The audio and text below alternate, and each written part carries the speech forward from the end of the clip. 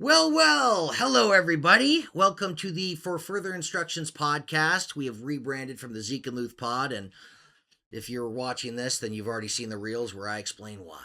So, for the very first guest that we have Tanya Chisholm. How are you? Hello, everyone. I'm good. How are you? I'm doing okay. I have to ask right away, did I pronounce your last name correctly? You did. There? Okay. You did. Because I've known you so long So that I long. almost was like worried. My gosh, did I say it incorrectly? Because once you know someone for so long, you can't just be You like, can't mess up their "Hey, name."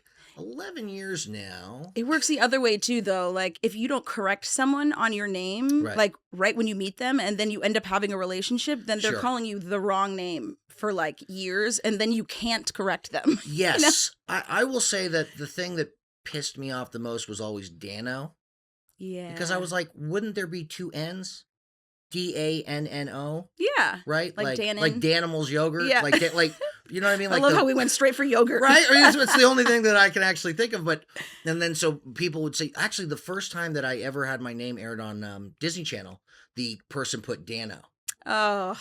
And so then, like, my agent is like, you better change this right now. And, like, oh, and so then the next time it came up, then it was Dano. It was and you correct. could tell someone had edited in just Like, that one word, scratched just changed from Dano scratched to it out. Dano. Yeah. So, thank you so much for being here. Thank you so much for having me. I'm so excited to have you here. You were a series regular on Big Time Rush. I was? You were, I think. I was. I think I was. Don't scare Yes. me like that. You I make me was. look like I'm the worst host ever. I'm like, hey, were you on Was that the Bunked wrong by any show? chance? So, yeah, if you want to talk, I wanted to ask you, how was it working on that? That show was so fun. That was Good. my first, I mean, it wasn't the first thing I did, but it was my first series regular role, Sure. which is, as an actor, it's always like the holy grail of like, if I could do this, then I'll have a job like everyone else. Right. And you just know how much money you're making, when Yes. you're off. Yeah, so I didn't know at the time, but after moving on, everyone, always told me like, wow, this set is special. Like you guys are everyone is really cool with one another. You basically came to work and like laughed for the entire time. Everyone was so friendly. The crew, the makeup people, like it just really was like a family, and it was really cool. And I love was that. the only girl on set, so. Well, I love that because, you hear so much about sets, becoming toxic, or maybe that would always bum me out as a viewer or a fan whenever I would find out that a show behind the scenes Everyone is really a was, dick. they were just jerks. And you're like, wait. Yeah, it always, I don't know, it just bums me out as a viewer when you find out that actors didn't like each other, or that the creator was toxic, or all the above. It's the lamest. Yeah, it's just not fun. Because especially when you're doing shows that are like so fun, like very slapstick, and like Sure. there are 10 monkeys on set. Like, why are you upset? Right. And then, Why? but I can say that depending on how old somebody is, right? Like, I always defend people when they're jerks when they're teenagers. True. I go, now hold on. They don't know what they're doing. Okay, the fact that they are treated like adults on a set is a mistake. Right. And so, especially if they're the lead, or if they're the co-lead, or even if they're just a series regular, but maybe one of the supporting, they pretty much are there, and all these people that are working on set rely on them to show up and do their job and be cordial and polite and respectful and professional. And sometimes people just don't rise up to that because they're 15 years old. Yeah. Are you talking about yourself? I no, not really, but I will say that I had the worst breakup of my life on Zeke and Luther. Oh, that's And- hard to have a life-changing thing happen and then you're on set. Yes, and what's also hard is a segment that we do on this show, and it is called "What the Fiddly Fuck Are We Drinking?" And today we have pumpkin pie soda. Pumpkin pie. Now, this is actually from the Zeke and Luth pod, so we didn't lose that because everyone loved watching me hate it so much. So we decided to keep it. So the whole point and caveat is that I have got to drink the entire thing, whereas my guest, you can opt out completely. You can take one sip. You can drink the whole thing with me if you want to show solidarity. I don't think you're gonna. based We'll off of your see. reaction Who alone. knows? I'm definitely gonna taste it. Ugh, and then let me grab mine. How does it smell? It smells like pumpkin pie. That hit my neck right Pumpkin there. pie. I feel like people watching you be upset about things is kind of like it's part of the I think brand. it's part It's of kind the of your reason. thing. Yeah, I like to. overall.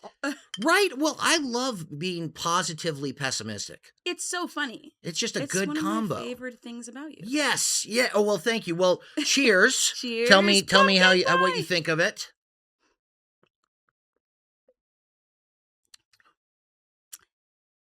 It's not that bad. It does. Yeah, but it's also not good. It's not good. It's just No. right in the middle. Ugh, this is like going to Johnny Rockets. When was the last time you went to Johnny Rockets? I've gone to Johnny Rockets far too often because it was on a cruise ship, and I wanted a burger. And the problem with Johnny Rockets is you leave there feeling exactly the same as when you walked in. So you're not Just fulfilled. You're not sad. It's almost like you didn't do jack shit. You might not have even eaten anything. I Really. can't remember the last time I went to Johnny Rockets. But it is a very like maybe ice cream should be in it. Yeah, like a float. Like a It would be float. good. But it's not terrible. I just wouldn't choose to drink 12 ounces of it. 100. Well, yes. I would say, actually, if I could not drink this one, I don't know why. I think it's because it has like cinnamon. But you literally chose to drink all 8 ounces of that. Well, I think it's 12. 12 ounces. Actually. I think it's even You're worse like, I than we wouldn't think. choose to do it I've already either. drank 4, if that's the case. So we're about 1/3 there.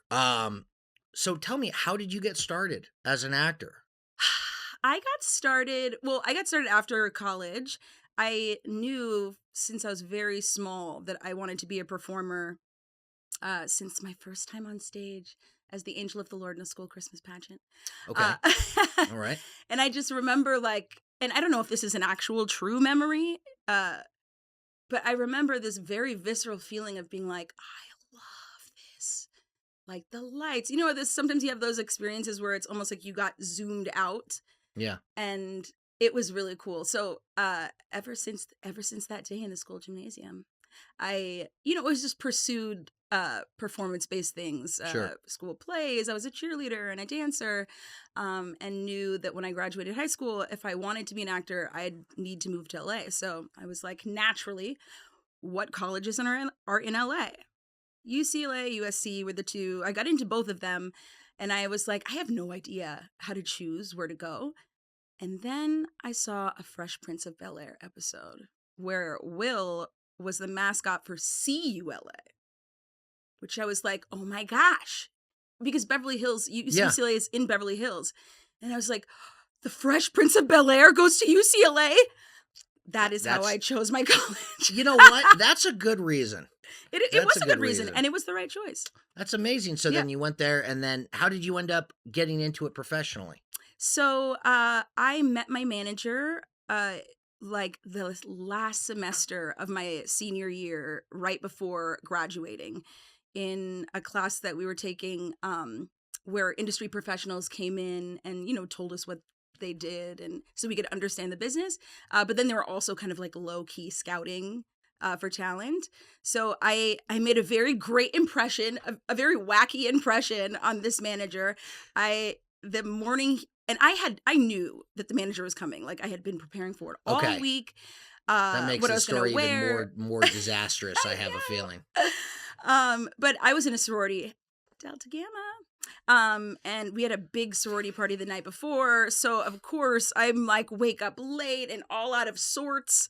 And I am just rushing to this class to meet this manager who's going to change my life and represent me, Sure. And as I run into the class, I forget that there's a step up into that room, and I trip, catch air, this kind of fall, and hit my face on the manager's shoe. Okay. Michael Abrams.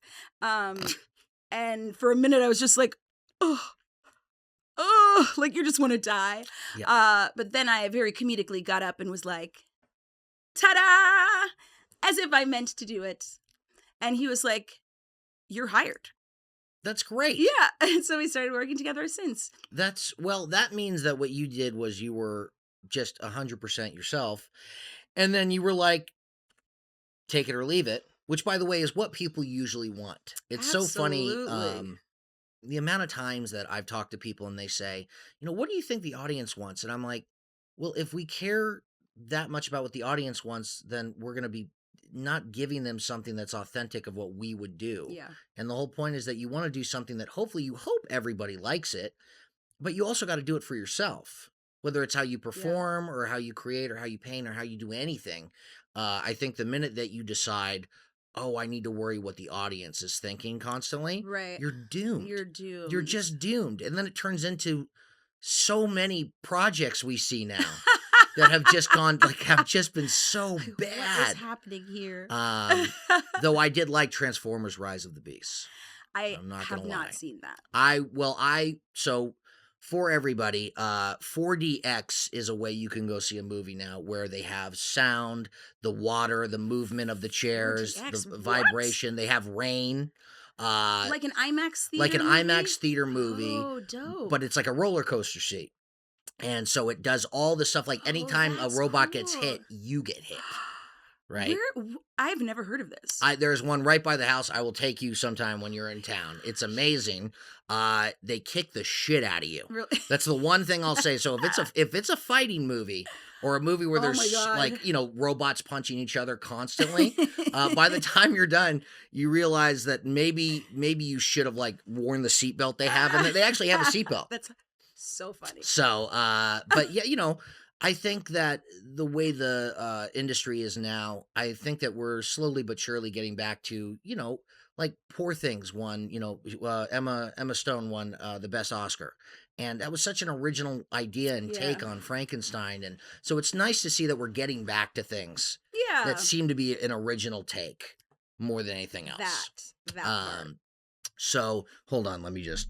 It bumps me out. Like I look at it knowing there's still 8 ounces left. Oh yeah, because So you got to finish it. Are you gonna drink any more of it? Probably not. Fuck. Sorry. It's okay. I knew. See, this is why. When Daniel's here, he gives me even more shit, and he'll do like the same thing you're doing. He'll just put it down, Just put it down. and he'll be like, "Bro, this was your idea. No, nobody made you do I'm this." not going to do this. I understand. I Am get too it. far away from this mic now? I don't think so. Okay, great. Are we? Yeah, good. Okay, excellent. Perfect. So how did you get Big Time Rush? I know it's obvious you went and auditioned, but what was the process like? The process was, I mean, at the time, the character that I played, Kelly Wainwright, was not a series regular character. It was going to be maybe a recurring character. And so I went to the audition at, what is that? Is it Nickelodeon that's in Burbank? Nickelodeon Studios? Yeah. At Nickelodeon Studios, and I did the audition, and it felt good. But I didn't hear back. It's terrifying. It is terrifying. But the first time it was like for an ABC Family show. Do you remember that show, Lincoln Heights, on ABC Family? I remember the name, but I don't remember the show. That was my first audition. Wow. First professional And audition. you got and I all went the way to network. Yeah. So I was That like, tells this you is gonna be something. so easy. Oh, no. I know. So, but that show was much more, it was a drama, right? So this kind of slapstick Nickelodeon stuff, I live for. Like, I love, very cartoony comedy is really fun for me. And I feel like it's a lot easier for me to do. Like, slapstick comedy is a little bit more formulaic or like rhythmic than just playing something true to life. Sure. And it was myself and my friend Cameron Goodman, who, do you remember Cameron? I remember. Yeah. I've Yeah. worked. I taught with Cameron a while back. Yeah. Yeah. She taught with us for a while. Yeah. But she also went to UCLA, and we were in the same improv class. Super funny girl. Yeah. Super, super funny and really kind. Close friend of mine. It was between me and her. And having seen all the people in the room, I was like, I did really well. I crushed that audition, but I knew Cameron probably crushed it too. Yeah. But it was just one of those great moments where like your race works for you, because everyone else on the show that they were looking at was white, and Cameron is blonde, blue-eyed, and I was just like, they're totally gonna pick me. I mean, the way that things get cast sometimes, talent wise and everything else, I think it's pretty cool. Like, I always tell people whenever someone gets cast in anything, I go, look, you were meant to do it. For Yeah. whatever reason that the casting happened, how it happened, or what variables there were, you were meant to play that role.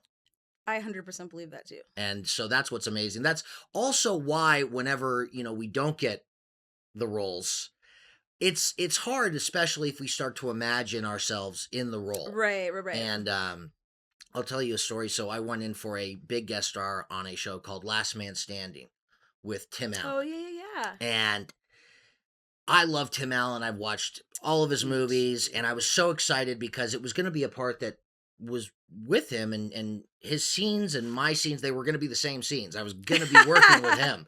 And so it wasn't going to be like a two-liner or something like that. It was going to be throughout the entire episode, right? And so I get to the audition the first time. I do well. I go to the callback, do that, and then I get a call from my agent. He's like, "You are the choice." Doesn't it feel so good? It feels so good until it feels so fucking bad it feels when bad. it doesn't matter that you were the choice, right? Right. So I go, "Oh my God, it's amazing. When should we hear?" And he goes, "Probably tomorrow." So then tomorrow comes. Crickets. Next day, louder crickets. Next day, super loud crickets. So I call. Oh my word. And I say, "Hey, I just want to know what happened with Last Man Standing. You said we'd probably hear the next day." He goes, "Yeah. The thing is, Oh my now God. when any agent or manager know. starts with that, bad news is coming your way. Now, it could be that you did badly or that bad things just happened to you. Right. Whichever one." So he goes, "The thing is," this is going to tie into a story I told on the Zeke and Luke pod. "Nick Jonas took the offer." He went- took it. I went, "Nick Jonas?" He wasn't part of this whole thing. I was like, "When was he a part of this?" He goes, he's not, but they're going to go on tour. And so they've actually made it kind of a thing where they're going to promote the tour during the commercials, and then he's going to be in the show. And so unfortunately, that's why you didn't get it. Jonas. Well, that would be 2 times where I was irritated at Nick Jonas. Only 2 times? Well, the first time was the story I told where he told me that I was exiled Disney because I was on XD. Oh. And he goes, "You should probably go over sick there." burn. Yeah, and I'm like, yeah, he's sitting there with Demi Lovato, like acting like he really killed the game on the insult. Right.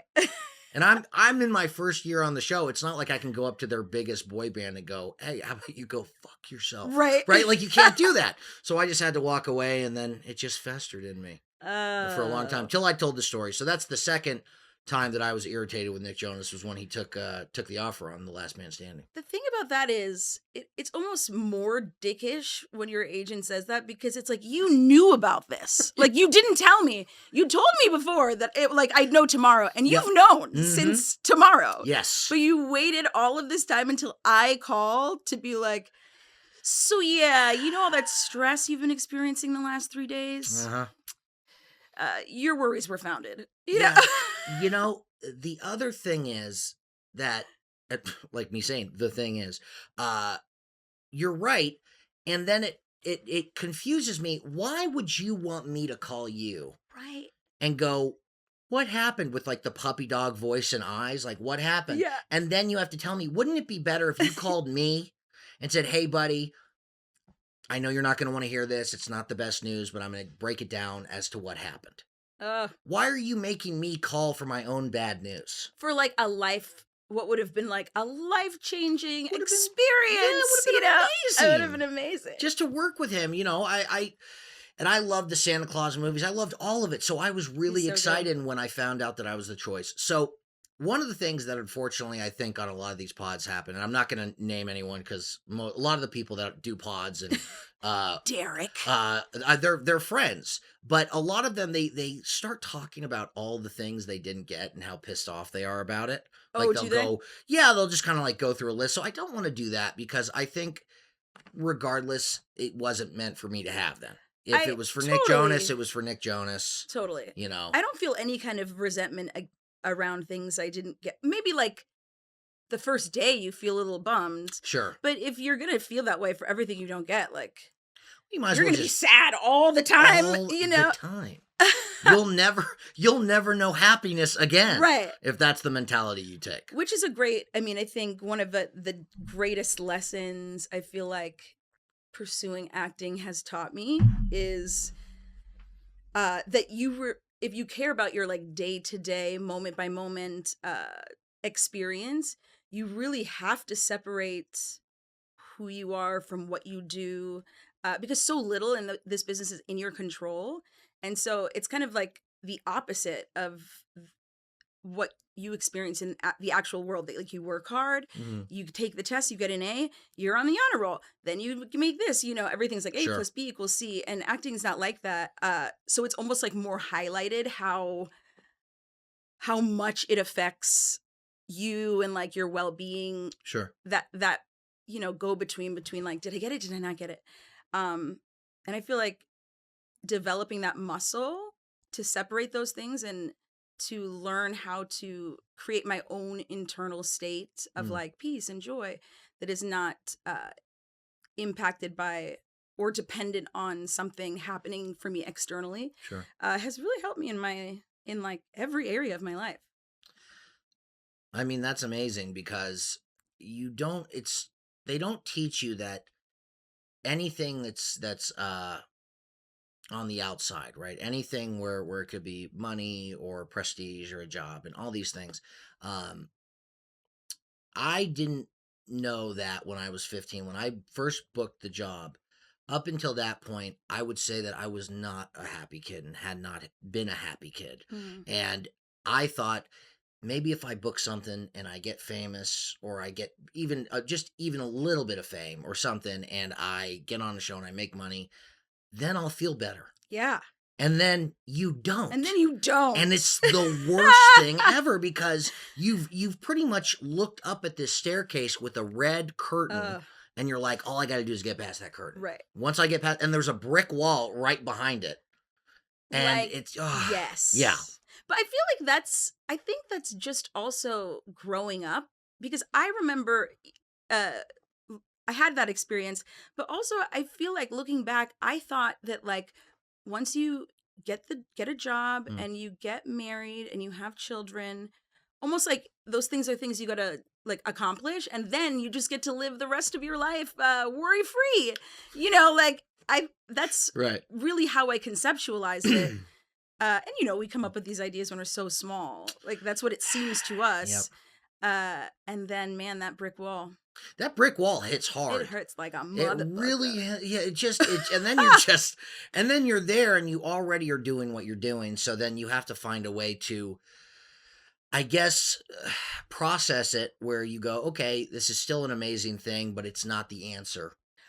It's not the answer, And right? that's Like a- you can that's a have big it one. and still be super sad, or like feel super lost, Yeah. or whatever. What's I remember when I auditioned for Zeke and Luther, I auditioned for it, and then they said, well, we're gonna go do like a big search too. So they were gonna go see a lot of kids, I think even in different states. Oh wow. And so I went, okay, well that's the end of that as far as I'm concerned. I'm like, look, they're gonna find somebody else that's better than I am for the role of Zeke. So I was like, okay.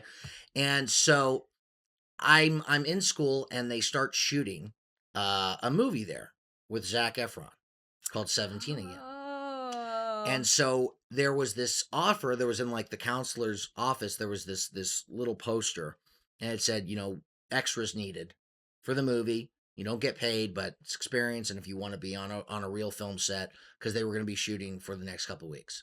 And I called my mom, and I said, Mom, should I be an extra? And she goes, no. And I go, why?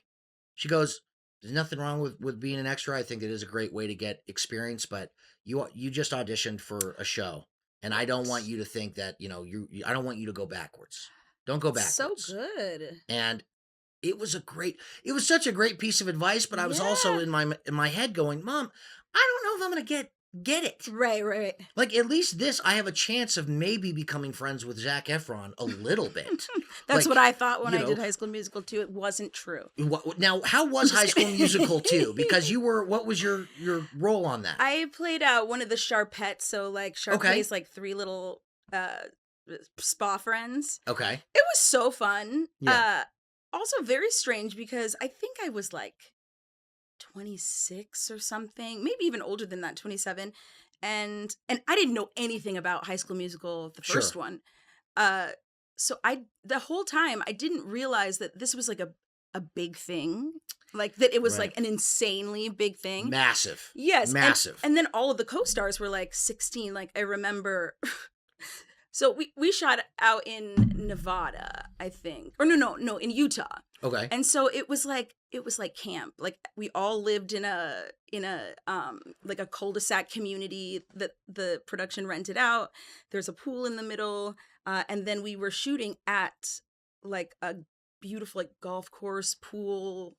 So it was a great environment. Yeah. But being the only adult, it was just very funny to me because I don't know how old were those kids, were like what, 15, 16? Maybe some of them were 17? pushing 18 maybe, but yeah. So Yeah. I still, actually, it's embarrassing because when you're in that environment, it kind of feels like high school, and I felt a little like I'm not one of the cool kids, Oh, no. because I'm not part of the gang. Like Tanya, you are 28 years old. Right. But Right. a friend of mine came out, my best friend Natalie came out to visit, and we had so much fun. Lots of the kids had their 16th birthdays while we were shooting. And so at the time I had like, one of those camcorders. Sure. And we shot a whole Sweet 16 series. You remember that show? That's yeah. I loved that show. So it was just it was really fun. I had a lot of downtime. I got to dance and fake sing, which is like my favorite thing to do. And I got to go. Prince was playing in Vegas, and the choreographer for High School Musical 2, I think was his choreographer or like worked with him, and so I got to see Prince like in his private club, and Amazing. I was dancing in the front row, and he comes over to me and takes my hand and pulls me up stage and puts me on like the platform where like the twins dance. And I was like, ooh, girl, Tanya, you better put it down. It was so It's like the most so awesome. cool. That's like one of the most awesome. I don't even know if I have something that can even. Nope. I don't have like an icon pulling me up on stage. I don't have that. It was dope. That's amazing. Yeah, it was really cool. So it was a good experience overall. I mean, that was such a massive. So big. It was just a phenomenon. I didn't know was. until I got to the premiere at Disneyland. I was like, oh my gosh. Yeah, you realize, oh, this is I a didn't know. thing. This is a real thing. This is a real thing. Yeah. Yeah, I remember the first time I was a guest star on Disney was on Sweet Life on Deck. Mm-hmm. And you just don't realize how famous like the Sprouse Twins were. You don't realize how until you're there and there's people just waiting outside like anywhere that they were going to go. Right. The exits were blocked off by fans to an extent. Yeah. And I don't know if I wonder how it made them feel. I know I never really asked them. I think they've talked about it in interviews, but when you've been working since you were 5, 6 years old, they both did Big Daddy with Adam Sandler. And so that's gotta be hard. Because then how do you ever so hard. How do you ever then if you want to go into anonymity or not being known? It's pretty impossible when you've done that much work and people have seen you for that long. You can't accomplish your dreams of being an accountant. Right. I sense some sarcasm. That's what I sense. No, but that always seemed very hard. Like Yeah. I would never want to be. Well, I think part of being super famous like that would be really cool, and Totally. And I would is like in my skill set. Like I like to, perform and talk to people, and Sure. and but the whole not being able to like go be like this, not be able to be just. What do they call that in video games? A non-playable character? Oh, an NPC or something. I just learned I about this don't know. yesterday. I don't know for sure. Video game people do not come for me. I don't Don't know. know. That's not what it's called. The comments. The It's comments. immediately, and just so you know, we read those. I want to make this clear that whenever you decide to do a podcast or anything that has YouTube involved, Right. those comments are blatantly right there. So if we even check it once, we're going to see these comments. And then we're going to cry in our closet. Well, I'm not going to cry. I get more. See, so I get angry. Like I get irritated. Oh, like no, I go and I'm like, I'm going to go to eat. I'm going to go have In-N-Out right now. I'm going to rage. I'm going to be like, I'm like, fuck these people. So what have you been doing as of late? I know you've done some projects recently, Tyler Perry and stuff like that. Is there anything that's coming up or coming out soon? I don't have anything coming out that's new. The last few projects I did a film called, what is the film called? It's called The Deadliest Lie. The Deadliest Lie. Yeah, and that's on Tubi. And last season of Sistas, I was in like 5 episodes of that show, and I look so different. I'm like a detective, but I have like just kind of the worst short Detective Tanya? Detective Tanya. Detective Tanya. Now I wouldn't have. Okay. All right. Was it fun? It was really fun. It's a different experience. Had the way Tyler Perry shoots is, I mean, it's pretty genius in terms of being able to shoot a lot fast, because I'm pretty sure they shoot like the season in like 2 weeks. That's insane. And it's a little more like a play. Like, okay, got that shot. Okay, you go over there. Now say this line. So it's weird because when you're used to doing it kind of the LA way, where you do the scene 1,000 times, you kind of get used to being able to like do it a few times to warm up. And on set with Tyler Perry, it's like, no, that like I didn't even really do the whole scene all the way through. You like stop, okay, go back there, say that line. So it makes it quicker, but you kind of feel like, I didn't do any acting. What? Isn't that, and you don't, some of the time as an actor, you don't realize that you did your best work first. And then you keep trying over and over again to do better. And it's getting worse as it goes along. Right. And when, I remember one time, I think it was one of the directors came up to me on Zeke and Luther and said, you know, it was good. You don't have to do another take. And I went, yeah, but I really want one. He goes, all right. So I do it.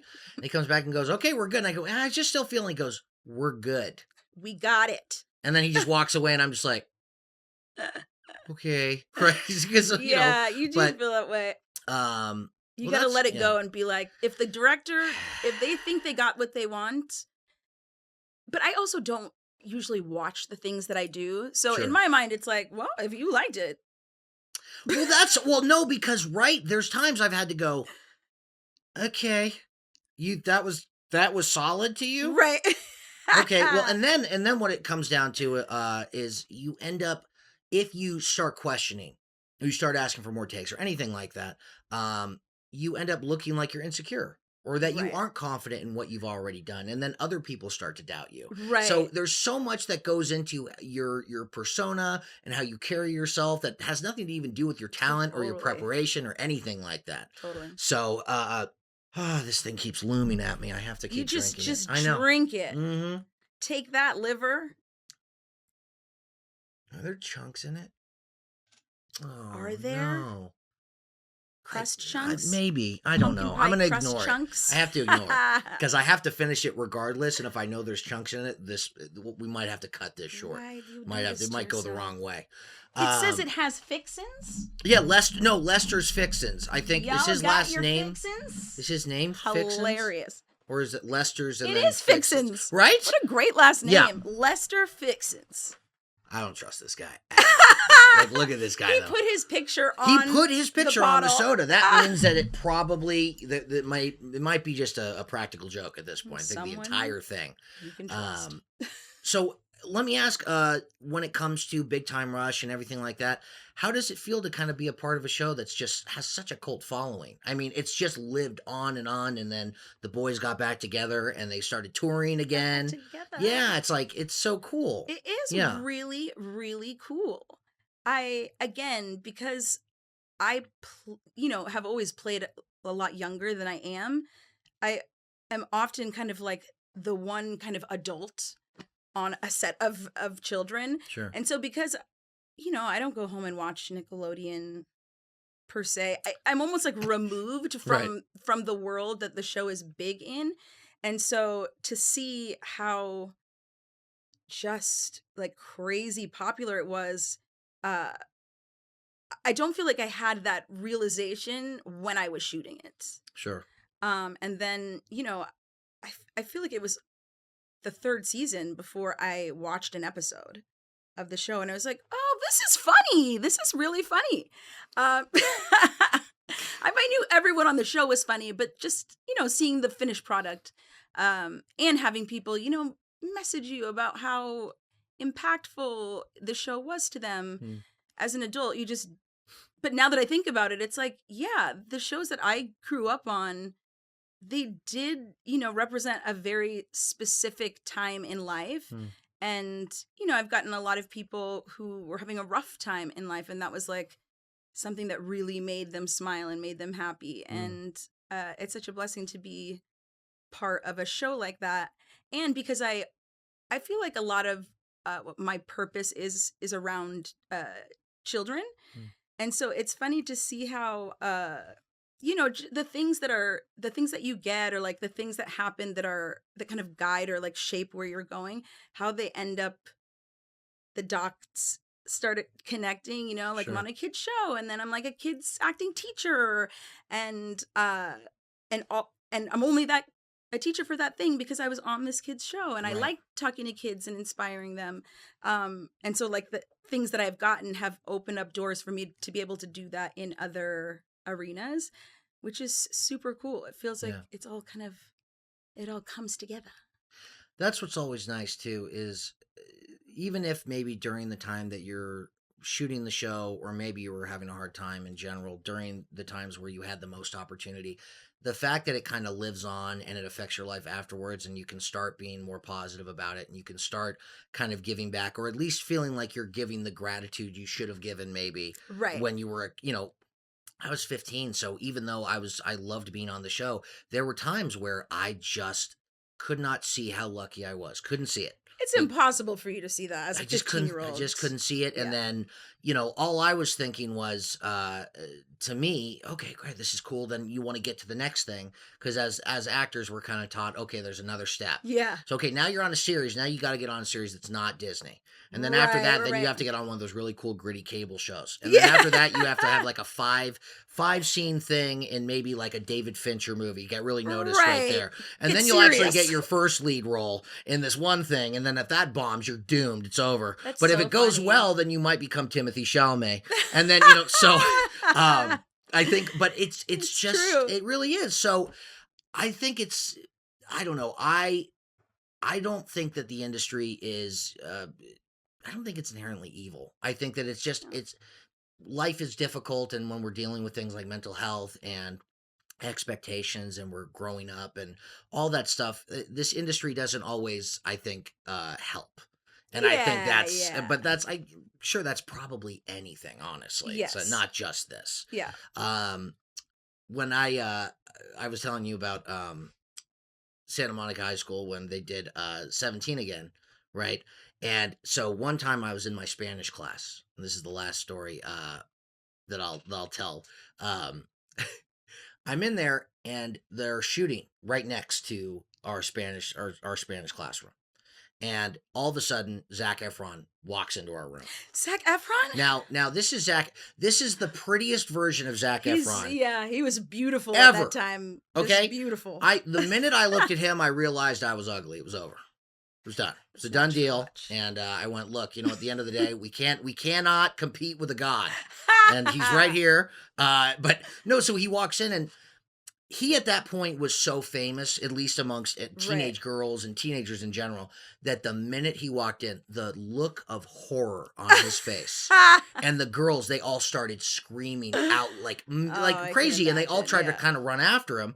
But you would not have known he was in there if you would like blinked. He was gone. He walked in, knew there was danger. Oh no! And immediately turned around, Yeah. and then you would have never known he was there. But it's I just saw him in a film, this Netflix film he did with Nicole Kidman and Joey I King. just saw that yesterday It's too. so good. It is good. It's so much fun. It's He looks it's, like a man now. yes. Still I very think pretty, but he's I don't know how old he is. I think he's like 36 or 37, I think. oh, I don't know. You don't know? I don't know how old he is. I shouldn't. But I feel like maybe. No, because when he did 17 again, I think No, he was he older than must be- 17, though. He was older than that. I don't know. Let's just call him. Do you have his number? No.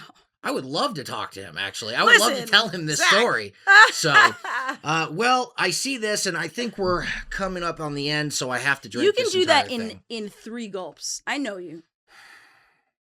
You know, it's not about that I can. It's that I really don't want to. I know, But but you you know, have to. it's just part of it, I know. Go, go, go, go, go, go. Yes. Oh, okay. You've done harder things than that. Oh, by far. Well, Tanya, thank you so much Thank you for so coming much on. for It's having been such a me. blast, and I've known you for such a long time, but you've told me things I did not know. You getting pulled up on stage by Prince? Fuck you for not telling me that sooner. Huge. How am I just now knowing this? I have so many great stories. I'm going to ask you about all Sure. the other ones, and I'm going to have you back on this later, and you can tell more stories as well. I would love So that. thank you so much, Thank Tanya Chisholm, everyone. you. Thanks, guys. Thank you so much for coming on, Tanya. It's just been awesome having you here. Thank you. Thank you so much, everybody. This has been the For Further Instructions podcast, formerly known as the Zeke and Luth Pod. Check us out next time.